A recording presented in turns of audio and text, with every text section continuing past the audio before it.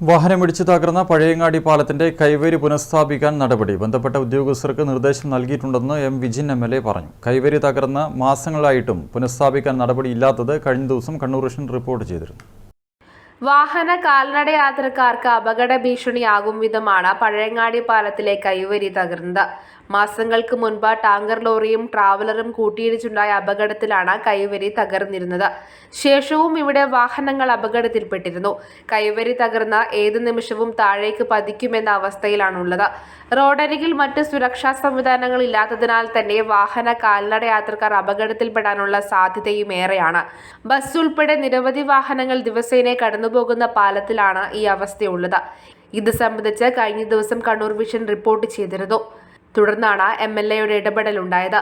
നിലവിൽ 26 മീറ്റർ ദൂരത്തിലാണ് കൈവരി തകർന്നിട്ടുള്ളത്. പുതിയ പാലം പ്രവൃത്തി നടക്കുന്നുണ്ട്.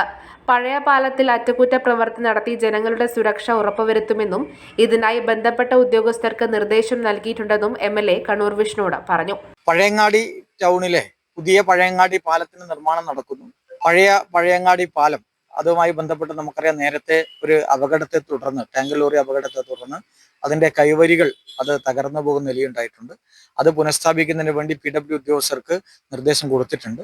അത് വളരെ വേഗതയിൽ തന്നെ ആ കൈവരി നമുക്ക് പുനഃസ്ഥാപിക്കേണ്ടതുണ്ട്. പുതിയ പാലം വരുന്നതോടുകൂടി ചില അറേഞ്ച്മെന്റുകൾ ആ ഏരിയയിൽ നമുക്ക് നടത്തേണ്ടി വരും. എങ്കിൽ പോലും അതുവരെയുള്ള കാലത്തുള്ള അപകടം നമുക്ക് ഒഴിവാക്കേണ്ടതുണ്ട്.